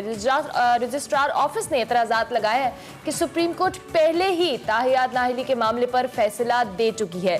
नजरसानी की दरख्वास्तें भी मुस्तरद हो चुकी हैं। जब सुप्रीम कोर्ट एक मरतबा किसी मामले पर फैसला देती है तो नई दरख्वास्त दायर नहीं की जा सकती। ताहम सुप्रीम कोर्ट बार के सदर ने एतराज़ात दूर करके जल्द अपील दायर करने का भी ऐलान कर दिया है। प्राइम मिनिस्टर इमरान खान ने भी दरख्वास्त की भरपूर मुखालफत की और सुप्रीम कोर्ट बार को शदीद तनकीद का निशाना बनाया। उन्होंने कहा कि बार एसोसिएशन चोर, मुजरिम और लंदन भागे शख्स पर फिर से मौका उसको दिलवाना चाहते हैं। उसे अगर चोरी में बुराई नजर नहीं आती तो फिर बेचारे गरीबों को जेलों में क्यों बंद किया गया है, क्यों बंद करके रखा गया है। साथ साथ प्राइम मिनिस्टर ने तंज करते हुए कहा कि बार एसोसिएशन फिर अगली दरख्वास्त ये भी दे के तो पूरे पाकिस्तान की जेलें खोल दी जाएं, चोरों और डाकुओं को आजाद कर दिया जाए। बिल्कुल जी। और उधर नवाज शरीफ साहब की सेहत पे भी हमने बात की थी। उनकी सेहत के बारे में भी इस वक्त लाहौर हाई कोर्ट में 3 पेजेस का एक लेटर जमा करा दिया गया है, जिसके साथ कोई मेडिकल रिपोर्ट एज सच मुंसलिक नहीं है। इस लेटर में अमेरिका में बैठे जो डॉक्टर हैं, डॉक्टर शॉल आई थिंक उनका नाम है, उन्होंने बताया है कि कलसूम नवाज की वफात के बाद नवाज शरीफ शदीद जहनी दबाव का शिकार हैं। अगर वो मुकम्मल इलाज के बगैर पाकिस्तान गए तो उनकी जहनी हालत बिगड़ सकती है। जब तक उनकी एंजियोग्राफी नहीं होती वो इलाजगाह के करीब ही रहें, ऐसा भी उस लेटर के अंदर लिखा गया है। डॉक्टर ने साबिक वज़ीर आज़म को खुली फिजा में चहलकदमी करने का भी मशवरा दिया है और उन्हें सफ़र करने से रोक दिया है। नवाज शरीफ की रिपोर्ट पर हुकूमत का सख्त रद्द-ए-अमल सामने आया है। रिपोर्ट को फेक कहा गया है और चैलेंज करने की भी बातें हो रही हैं और अदलिया से मुतालबा किया जा रहा है कि अदालती जो मामलात हैं, जो कवानीन हैं, उनका मजाक उड़ाने के सिवा कुछ नहीं है। इस जाली रिपोर्ट का अदालत नोटिस ले। और मुस्लिम लीग नून की तरफ से जो मौक़िफ़ आया है इस पे राना सनाउल्लाह साहब ने उनकी एक स्टेटमेंट आई है कि अगर हुकूमत समझती है कि ये जाली है तो इसे अमेरिका में चैलेंज करे। ये हुकूमत को जवाब दिया है नून लीग ने। इस वक्त मज़हर अब्बास साहब हमारे साथ मौजूद हैं, सहाफ़ी और तज्ज़ियाकार।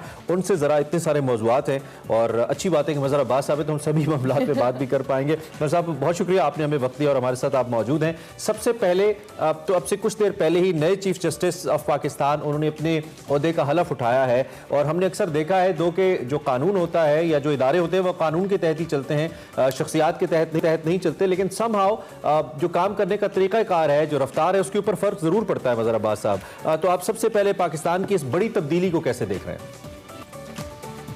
जी बहुत बहुत शुक्रिया। देखिए, बड़ी तब्दीली तो नहीं कह सकते इसको, एक तब्दीली है, एक प्रोसेस है।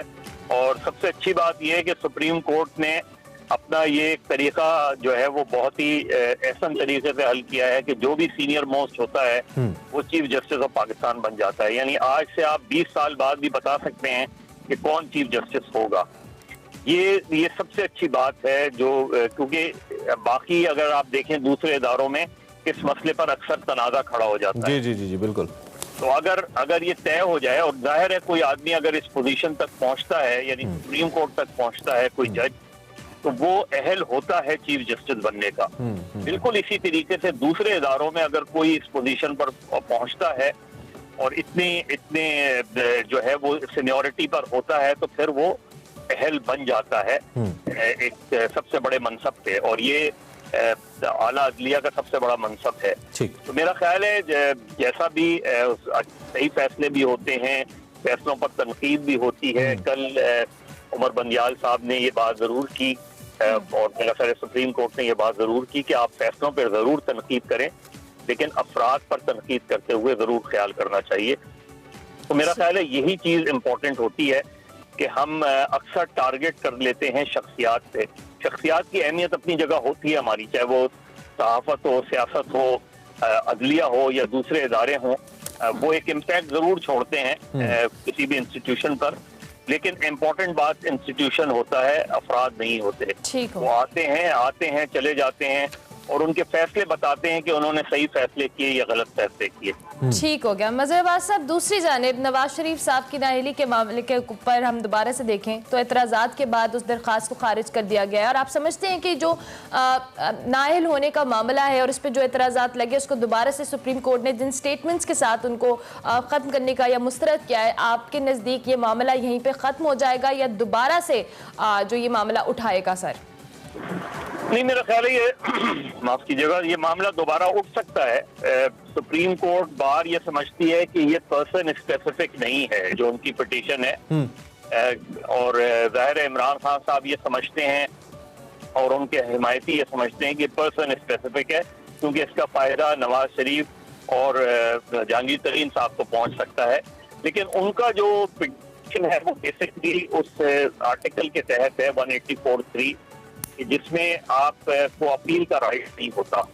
तो उन्होंने कहा कि उनकी नाअहली, यानी सुप्रीम कोर्ट बात समझती है कि उनकी यानी जो नाअहली है बुनियादी तौर पे किसी पर्सन स्पेसिफिक नहीं, उसमें अगर अपील का राइट ना हो तो वो ताहयात किसी भी शख्स के साथ ज्यादती हो सकती है।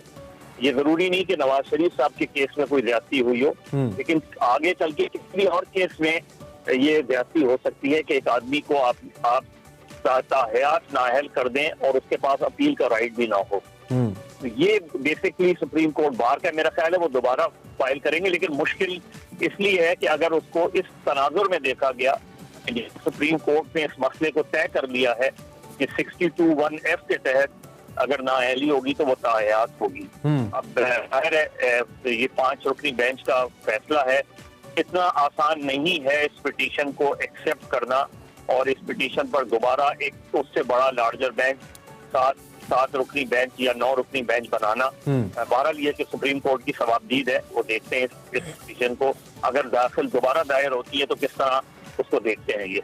ठीक है और इसके चांसेस बहरहाल मौजूद हैं, चूंकि एहसन भोन साहब ने कहा है कि वो एतराज़ात जो लगाए गए हैं उसको मिटाकर, उनको हटाकर दोबारा से अपील दायर करेंगे। अच्छा, थोड़ा सा नवाज शरीफ साहब की हेल्थ के हवाले से वंस अगेन खबरें सरगर्म हैं और क्योंकि हुकूमत बार बार ये कहना शुरू हो गई थी कि हम शहबाज शरीफ साहब के तौहीने के ऊपर तौहीने अदालत लगाएंगे कि उनकी गारंटी के ऊपर नवाज शरीफ साहब गए थे और वापस नहीं आ रहे, लेकिन कल की जो डेवलपमेंट है उनकी तिब्बी उस लेटर के हवाले से जो कि रेफर करता है कि नवाज शरीफ साहब अभी ठीक नहीं है, उनका एंजियोग्राफी चाहिए और वो सारी चीजें जो हमने अपने इंट्रो में बताई। आप इस रिपोर्ट को देखते हुए क्या हम ये इम्कान रखें मजहर अब्बास साहब कि नहीं, नवाज शरीफ साहब अब बिल्कुल नहीं आ रहे हैं? कुछ हमारे जो साफी सीनियर दोस्त हैं वो दावे कर रहे थे कि जनवरी में आ रहे हैं, फरवरी में आ रहे हैं, कुछ ने तो तारीखें तक दे दी थी। अयाज सादिक साहब इनफैक्ट जो सीनियर नून लीग के रहनुमा उन्होंने भी कहा था। तो क्या अब ये सूरत हाल हमें लग रही है इस लेटर के बाद कि फिलहाल तो नहीं आ रहे हैं नवाज शरीफ साहब, ऐसा लग रहा है? देखिए, जितना मेरा तजुर्बा है, मैं पहले दिन से ये कह रहा हूँ कि हमारी सियासत में अगर कोई जो है, चाहे वो जिला वतनी की जिंदगी गुजार रहा हो या वो किसी मुआहदे के तहत बाहर गया हो, वो किसी मुआहदे के तहत ही वापस आता है। तो ये तो अब कम से कम 30-40 साल में तो मैंने देखा है कि जो लोग इस तरह गए हैं बाहर, वो अपने ही फैसला करके वापस नहीं आते, वो किसी न किसी मुआहदे के तहत आते हैं वापस। तो मुझे नवाज शरीफ साहब जब तक इमरान खान वजीर आजम है, मुझे वो उनकी वापसी नजर नहीं आती। हाँ, ये हो सकता है कि अगला इलेक्शन जब हो और उससे पहले, उससे 3 महीने पहले कोई अबूरी हुकूमत कायम हो तो उस दौरान वो वापस आ जाए, लेकिन फौरी तौर पे मुझे पहले दिन से मैं ये बात कह रहा हूँ कि मुझे नवाज शरीफ साहब वापस आते नजर नहीं आ रहे जब तक इमरान खान वजीर आज़म। लेकिन हम तो इससे पहले भी आपने अपने ख्यालात का इजहार हमारे प्रोग्राम में किया था इस हवाले से, और हम तो इसको फोर्सी कर रहे हैं कि अगर नवाज शरीफ नहीं आते तो इसकी पॉलिटिकल बड़ी इंप्लीकेशंस हो सकती है। और अब भी बहुत सारा जो उनका वोटर है वो इस बात पे नाला है, अगरचे कि उनके बयानियों को भी कबूल कर रहा है कि जी समा उनको टारगेट किया जा रहा है। मैं नून लीग की वोटर की बात करूं, लेकिन दूसरी जानिब एक वोटर अपने लीडर को पाकिस्तान में वापस आना उसका जरूरी समझता है। अगर उसके ऊपर मुकदमात भी हैं तो आपको पता है कि सियासत, जेल, दिलेरी, ये वो पॉइंट्स जिसके ऊपर पाकिस्तान में सियासत होती है। तो इसका फिर बड़ा नुकसान नहीं होगा नवाज शरीफ साहब को अगर वो इमरान खान के रहते हुए नहीं आते मुल्क के अंदर और जेल नहीं जाते दोबारा? देखिए, असल चीज ये नहीं, असल चीज ये कि क्या इमरान खान उनको वापस लाना चाहते हैं। ये भी एक इम्पोर्टेंट है, क्योंकि जब नवाज शरीफ साहब जेल में थे और पाकिस्तान में थे तो सियासत का रुख उस वक्त भी उन्हीं की जानिब था और गवर्नमेंट को एक तरीके से रिलीफ मिला था जब नवाज शरीफ साहब चले गए थे। अब अगर वो वापस आते हैं तो वो सियासी तौर पे क्या इमरान खान के लिए नुकसानदेह होंगे या फायदेमंद होंगे, गवर्नमेंट को ये देखना है। बाकी जो उनके सपोर्टर्स हैं वो जरूर ये चाहते हैं कि नवाज शरीफ साहब वापस आए। सियासी तौर पे मेरा ख्याल है किसी का मुल्क से बाहर रह के सियासत करना, वो कम से कम मैं उस चीज को सपोर्ट नहीं करता। लेकिन ये अपनी जगह बात मुसल्लम है कि नवाज शरीफ साहब की गैर मौजूदगी में भी PMLN का वोट बैंक अपनी जगह बरकरार है और वो मुसलसल दिल्ली इलेक्शन जीतते आ रहे हैं। इसका मतलब ये है कि लोग अभी तक उस बयानिए के साथ जुड़े हुए हैं। तो इसका मतलब है इमरान खान साहब यहाँ पे भी मीडिया के ऊपर कह रहे हैं नवाज शरीफ को कि प्लीज वापस आ जाए मियाँ साहब, और दूसरी जानिब आप कहें कि कहीं ना कहीं वो नहीं चाहते कि वो वापस आए ताकि पॉलिटिकल माइलेज इमरान खान को मिले, ऐसा कह रहे हैं आप? जी, वो सीधी सी बात ये है कि इमरान खान अपने उसी बयानिए के साथ सियासत कर रहे हैं कि ये दो खानदान जो हैं इन्होंने पाकिस्तान की मईशत को तबाह किया है, ये करप्ट हैं, ये चोर हैं, ये डाकू हैं। लेकिन उसके बावजूद जो है वो लोग वोट की हद तक अभी तक उनके साथ किसी न किसी हवाले से जुड़े हुए हैं। जब तक वो सियासी तब्दीली नहीं आएगी तब तक हमें नहीं लगता कि इमरान खान अपने उस मकसद में कामयाब हो पाएंगे। ठीक हो गया। मजहर अब्बास साहब, दूसरी जानिब बल्दियाती एक्ट 2013 के खिलाफ सुप्रीम कोर्ट का फैसला आया है। मुराद अली शाह साहब ने स्टेटमेंट दी है कि अगर सब इख्तियारात लोकल गवर्नमेंट को दे देंगे तो बाकी सब लोग घर बैठ जाएं। आपको लगता है कि वज़ीर आला सिंध के बयान के बाद लोकल गवर्नमेंट को वो इख्तियारात दे पाएंगे? अब अफसोसनाक बयान है वजीर आला सिंध का, इसलिए कि वो जिस जमात से ताल्लुक रखते हैं उस जमात के मंशूर में है कि निचली सतह तक इख्तियारात दिए जाए। उस जमात ने 18वीं तरमीम में ये बात की है, उस जमात ने चार्टर ऑफ डेमोक्रेसी में ये बात की है। हैरान होता हूँ जब मैं वजीर आला सिंध मुराद अली शाह साहब बहुत पढ़े लिखे आदमी है, बहुत समझदार आदमी है, सियासत को अच्छी तरह समझते हैं, वो ये कैसे कह सकते हैं क्या उन्हें ये नहीं पता कि डेमोक्रेसी में लोकल गवर्नमेंट्स की इंपॉर्टेंस क्या होती है? क्या उनको ये नहीं पता कि असेंबलियों का काम सिर्फ कानून साजी होती है, MNAs और MPs का काम सड़कें बनाना नहीं होती? क्या उनको ये नहीं पता ये सारी चीजें? हैरान हूँ उनके इस बयान पर मैं कि वो इस तरह बात कर रहे हैं, जबकि वो ये समझते हैं कि सियासत में 3 चेयर्स होते हैं जमहूरियत में। एक जो है वो आप वफाकी सतह पर करते हैं, फिर सूबाई सतह पे, फिर मकामी सतह पर। ये मकामी हुकूमतें उतनी ही अहमियत की हामिल होती हैं जितनी वफाकी और सूबाई हुकूमतें, और सबके अपने अपने इख्तियारात जो है वो मौजूद हैं, आइन के अंदर भी मौजूद हैं। मेरा ख्याल है ये इसको इस तनाजुर में देखना चाहिए। आप किसी हुकूमत का, चाहे वो मकामी हुकूमत हो, उसके इख्तियारात सूबाई हुकूमत कैसे ले सकती है? लेकिन दूसरी जानिब आखिर में ये भी, इस पे भी रोशनी डालते जाइएगा, क्योंकि पहले भी जो मेयर थे वो MKM के थे, लेकिन ये रोना रोते नजर आए हर जगह पे कि मेरे पास तो इख्तियार ही नहीं है, मेरे पास तो फंड्स ही नहीं है। और फिर अगर दोबारा MKM इस पे जश्न मना रही है जो फैसला उनके हक में आया है, और कल अगर लेट्स सपोज MKM दोबारा से मैंडेट ले लेती है लोकल बॉडीज इलेक्शंस के अंदर, तो फिर वो यही रोना रोते रहेंगे, सफर तो आवाम करते रहेंगे कराची के। मजरबाज साहब देखिए, उस वक्त भी उनका जो मुतालबा था वो जायज था, लेकिन उसके बावजूद फंड अवेलेबल थे उसका तो इस्तेमाल करते कम से कम। तो ये ऐसा नहीं है कि बिल्कुल भी कोई चीज आपके हाथ में नहीं थी। मेरा ख्याल है वसीम अख्तर साहब ने या MKM पाकिस्तान ने अपने वो 4 साल जाया किए, जिन 4 साल का वो बहुत अच्छी तरह यूटिलाइज कर सकते थे उन 4 सालों को। तो वो ये रोने के बजाय वो चीजें जो होती हैं आप डिमांड करते रहें, अपनी जद्दोजहद करते रहें, लेकिन जो इख्तियारात आपके पास हैं कम अज कम उसका इस्तेमाल तो करें। ठीक, बिल्कुल ठीक है। मजरबाज साहब बहुत शुक्रिया, अल्लाह सुबह आपने हमें किया, और इन 2-3 अहम मौज़ूआत के ऊपर जी सीनियर साफ़ी और तज्ज़ियाकार मजर अब्बास साहब अपना तज्ज़िया हमारे सामने रख रहे थे। हमने एक ब्रेक लेनी है और ब्रेक के बाद शो जारी है।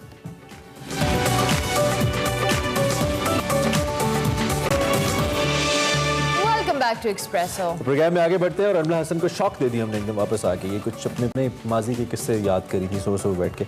अच्छा, तो आगे चलें। अच्छा, इस वक्त हमने बात करनी है जी फ्रेंडली नेबरहुड की। एक फिल्म है जो कि पाकिस्तानी एक राइटर हैं, उन्होंने लिखी है, सबूर अकरम उनका नाम है, और ये film it's basically inspired by Spiderman की जो सीरीज़ है उससे लेकर, और उनका जो ख्याल है इस फिल्म को लिखते हुए जो उनके जहन में आया वो ये है कि अगर दुनिया भर से लोग आके इंटरनेशनल फोरम्स के ऊपर अपनी फिल्म्स को प्रेजेंट कर सकते हैं और इंटरनेशनल प्रोडक्शन हाउसेज उनको लेके उनके साथ कोलैबोरेट कर सकते हैं, देन व्हाई नॉट पाकिस्तान। तो इसका फ्रेंडली नेबरहुड इनकी फिल्म का टाइटल है, जो कि 2022 में रिलीज होनी है। उसके राइटर सबूर हमारे साथ मौजूद है, और कॉन्सेप्ट भी इन्होंने कंसीव किया है। उनसे जरा बात करते हैं इस फिल्म को लेकर कि actually what is looking forward to, Pakistan के नाज़रीन के लिए इस फिल्म के अंदर क्या है, और क्या ये फिल्म जो हॉलीवुड के स्टैंडर्ड्स हैं समहाउ उनको मीट करेगी, इसकी स्टोरी कितनी पावरफुल है। पोस्ट प्रोडक्शन में जा चुकी है, फिल्म शूट हो चुकी है। सो दिस इज जबरदस्त थिंग। हमारे साथ इस वक्त सबूर, उनसे बात करें। सबूर, गुड मॉर्निंग, कैसे हैं आप? ठीक ठाक हैं?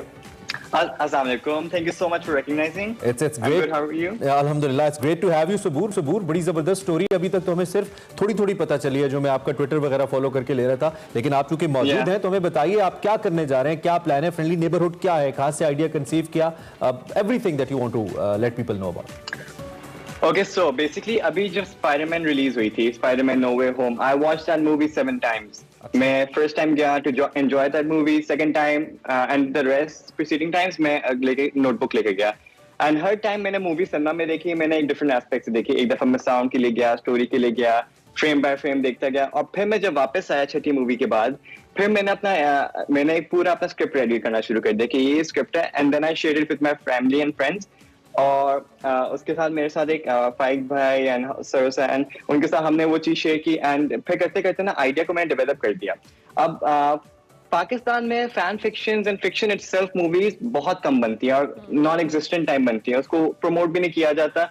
एंड बाहर like Marvel Studios, Sony, they cash on people, they bring in teams from India और bring in teams from South Africa, तो व्हाई नॉट पाकिस्तान? तो मैंने उस चीज को फोकस करते हुए I made up a short film, मैंने सेल्फ फंड किया।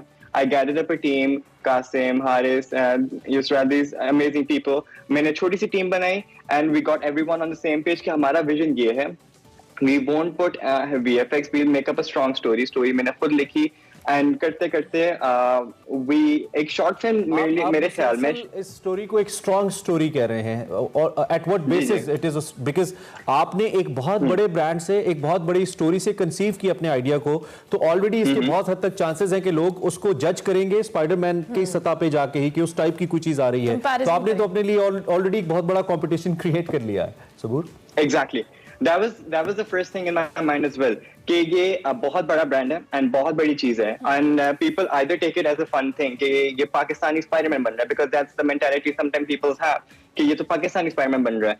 सो मैंने उस चीज को पकड़ा and the script is strong in that sense कि द प्रीसीडिंग अभी जो मूवी आई है Spiderman, it connects to that. अच्छा, वो पूरी मूवी कनेक्ट करती है and I feel short films are very hard to make because आपने शॉर्ट फिल्म के अंदर ही एक स्टोरी भी बतानी है, आपने ऑडियंस को इमोशनली ग्रैब भी करना है, आपने प्लॉट ट्विस्ट भी देना है। तो मैंने इस स्टोरी को बिल्कुल लीनियर नहीं रखा, मैंने उसके अंदर क्लाइमैक्सेस डाले हैं, मैंने स्टोरी बहुत स्ट्रॉन्ग की है कि वो जो देखेगा व्यूअर होगा ही कैन टोटली रिलेट कि ये तो अगले स्पाइडरमैन के बाद ही चीज बनी एंड इट मेक्स सेंस। ठीक है। अच्छा सबूर, यानी कि आपकी जो मूवी है, अगर जो भी व्यूअर इसको देख रहा होगा उसको ऑलरेडी स्पाइडरमैन देखनी होगी तभी वो उस चीज को समझेगा। सेकेंडली, जब हम इस तरह की बड़े बजट की फिल्म्स या बड़े लेवल की टेक्निकलिटीज के साथ मूवीज को देखते हैं तो उसमें बहुत सारी इन्वेस्टमेंट होती है, बहुत सारे ऐसे फैक्टर्स होते हैं जो हम अनफॉर्चुनेटली पाकिस्तान में उस स्टैंडर्ड्स की चीजें अवेलेबल नहीं है। सो आपने उन तमाम चीजों को, जिनके आपका जो टारगेट है कि आप हॉलीवुड मूवीज और दीगर जगहों पे अपने पाकिस्तान को एज अ ब्रांड लेके जाना चाहते हो, उसको किस तरह से आपने मद्देनजर रखा कि उन जो टेक्निकलिटीज हैं उसको भी आप सेफर साइड पे रखो और साथ साथ अपनी फिल्म के प्रोडक्शन पे भी फोकस करो? एक चीज होती है कॉम्प्रोमाइज करना, लेकिन एक चीज होती है उसी चीज को एग्जीक्यूट करने में चीट करना।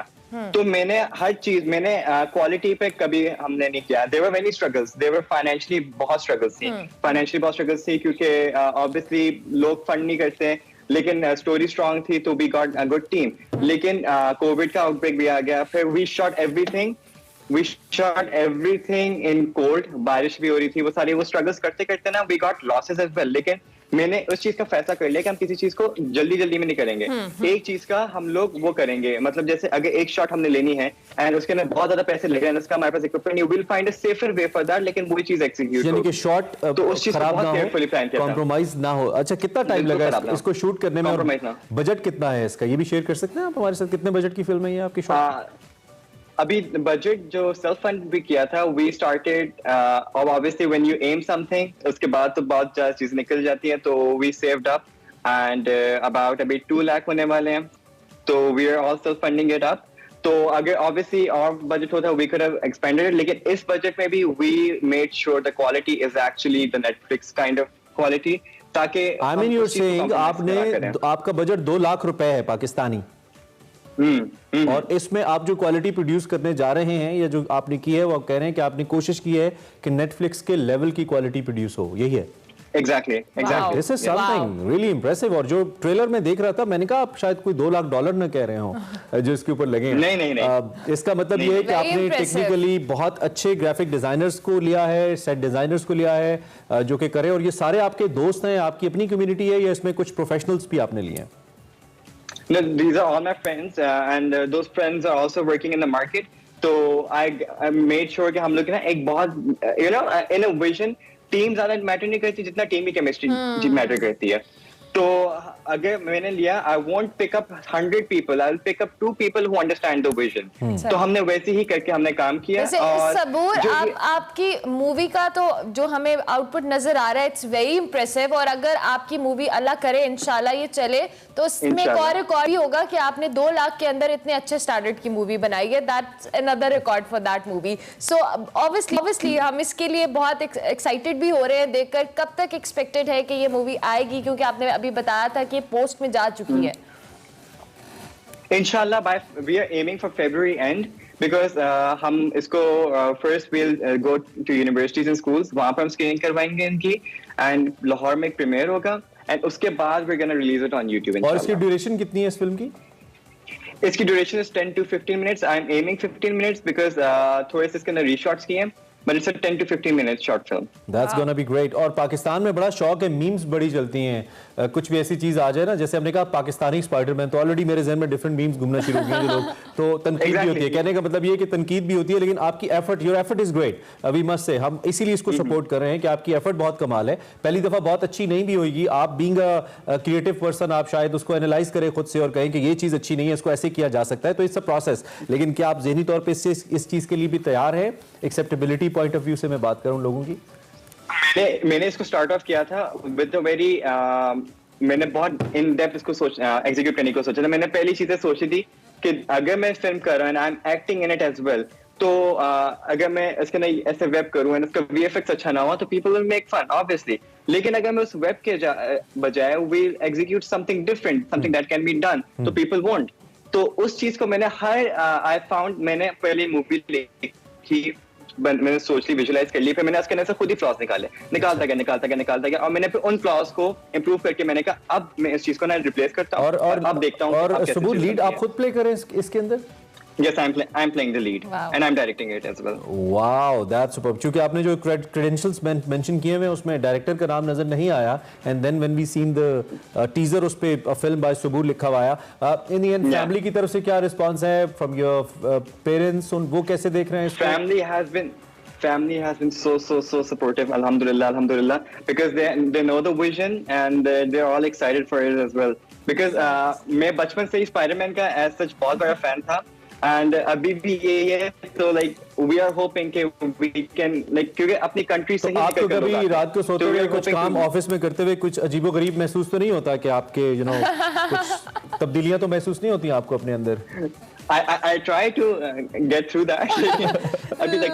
Lovely. Thank you very much, Saboor, and we wish you very best of luck. अल्लाह करे कि आपकी मूवी बहुत हिट हो, जो आपके टारगेट्स हैं, आपके गोल्स हैं, आप उसको अचीव कर सकें। और इसमें अपना ऑडियंस की भी एक जिम्मेदारी है कि ऐसी किसी भी एफर्ट को सिर्फ सराहें, सिर्फ उसकी तारीफ करें। ये कोई प्रोफेशनल डायरेक्टर नहीं है, ये अपना करियर का स्टार्ट कर रहे हैं, एक आइडिया इन्होंने सोचा है, करें इसको सिर्फ सपोर्ट, ये आपका बनता है। एनर्जेटिक, और अगर उनका आइडिया, उनका विजन अच्छा है तो अल्लाह ताला उन्हें कामयाबी दे। सबूर अकरम हमारे साथ मौजूद थे। ब्रेक लेंगे, ब्रेक के बाद हाजिर होंगे। देखते रहिए एक्सप्रेसो।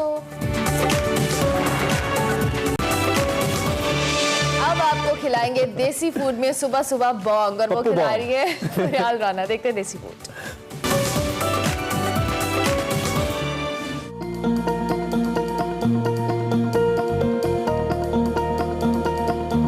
नाजरीन, आज मैं आई हूँ मजंग बाजार टेम्पल रोड पर, जहाँ पर है पप्पू बोंग पाए और छने वाले, जो कि 25 साल से यहाँ पर बोंग पाए बना रहे हैं। आइए चलकर देखते हैं यहाँ का टेस्ट कैसा है और लोगों को इनकी खास बात क्या लगती है।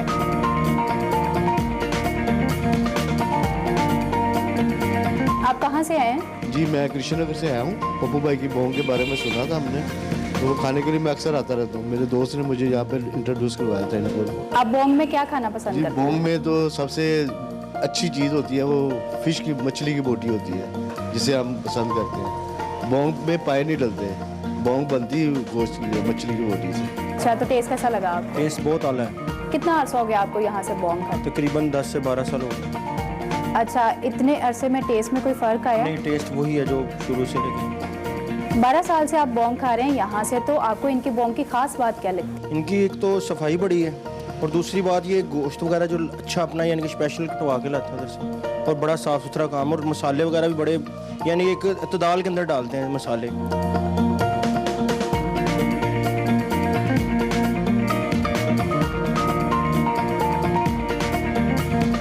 हमारे साथ मौजूद हैं यहाँ के ऑनर अजहर अब्बास साहब। आप मुझे बताएं, आप कितने अरसे से ये काम कर रहे हैं?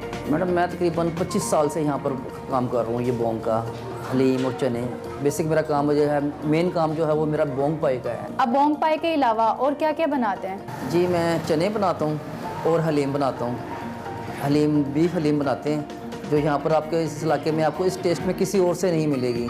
कोई किसी से भी ले लें आप, ये चीज़ मेरे जैसा म्यार आपको स्टैंडर्ड कहीं पर भी नहीं मिलेगा। कस्टमर की डिमांड सबसे ज़्यादा किस चीज़ की है? कस्टमर की डिमांड सबसे ज़्यादा जो है ना बोंग पाई की है, लेकिन कोई भी चीज़ मेरी ऐसी नहीं है कि जिसका म्यार में कुछ फ़र्क हो और जिसकी डिमांड में कमी हो। डिमांड तो तीनों चीज़ों की बहुत ज़्यादा है, लेकिन मेन जो है वो मेरा बिल्कुल बोंग पाए हैं। बोंग कितनी देर में तैयार हो जाती है? जी बोंग को तकरीबन 8 घंटे तो लग जाते हैं, सारी रात पकती है। जितना इसको मध्यम आग पर आप पकाएंगे उतना ही टेस्ट होगा। म्यार का होना तो बहुत ज़रूरी है। आप किन मसाला जात से बोंग तैयार करते हैं? ये मेरे मसाला जात बहुत स्पेशल होते हैं। आम बंदों की जहनों में सिर्फ इतनी बात होती है जैसे कि जी मेरी माँ ने बोंग पकाई है, मेरी फलां ने बोंग पकाई है, हम घर पर पकाते हैं। उनके जहन में सिर्फ इतना होता है कि नमक मिर्च डाला तो चलें जी मसाला बोंग पक गई, ऐसी बात नहीं है। इसके मसाले बहुत स्पेशल मसाले होते हैं। इसके मसाले मैं दूर दूर से मंगवा कर, और उसके मसाले कुछ ऐसे होते हैं कीमी मसाले जो कि कूट के इसके अंदर डलते हैं। इसके ख़ास इसके मसाले होते हैं। आपके बोंग की ऐसी क्या खास बात है जो लोग दूर दूर से आपके पास बोंग खाने आते हैं? जी ये बहुत एक तो लाइट वेट होती है। इसके मसाले जो है मैं खुद इसके कूटता हूँ, खुद डालता हूँ इसके अंदर मसाले, और मसाले भी अच्छी किस्म के मसाले होते हैं। हर जगह से मैं नहीं लेता सामान, जिसका मियारी सामान होता है वही डालता हूँ। आप मेरे बोंग खा कर देखें, आपको किसी तरह का जलन, कोई भारीपन महसूस नहीं होगा, क्योंकि लाइट वेट अच्छी चीज़ होगी तो जाहिर है आपको इस लोगों को पसंद आते हैं। और बच्चे को मतवातर खिलाते रहें 1 माह तक, बच्चे का पेट ख़राब नहीं होगा। जब बच्चे का नहीं होता तो बड़े का कैसे हो जाएगा। आपने बोंग बनाना किससे सीखा?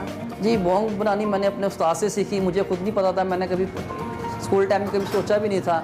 मुझे बस मेरे उस्ताद जो थे, कभी वो इंडिया में काम करते थे ये काम, उन्होंने मुझे बताया, मुझे बुला कर कि जी मुझे उन्होंने कहा कि जी आप ये बोंग पाए का, उनके साथ बस शौक़ हुआ, उन्होंने मुझे घर पर आके सिखाई, बताई। उसके बाद फिर मैंने वो बोंग पकानी, यहाँ पर बोंग लगाई, और 25 साल केरल में मैंने इतनी बोंग पकाई। और फिर जब मुझे जो मेरे उस्ताद ने मुझे सिखाया था ना कि आप बोंग इस तरह बनती है, ये मसाले इस तरह करते हैं, उनसे हट के मैंने इस पे बोंग पर बहुत से ज़्यादा मैंने तजर्बात अपने किए ज़ाती।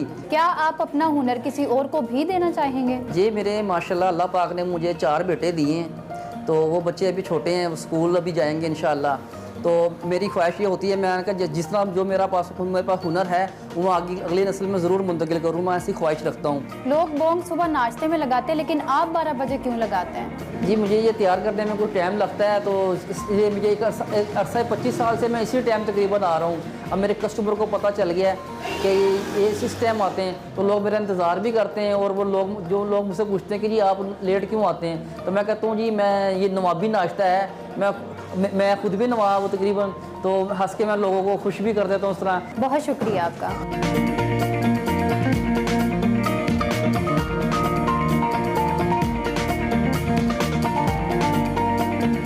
नाजरीन मेरे लिए गर्मा गर्म स्पेशल बोंग आ चुकी है, इसको ट्राई करते हैं।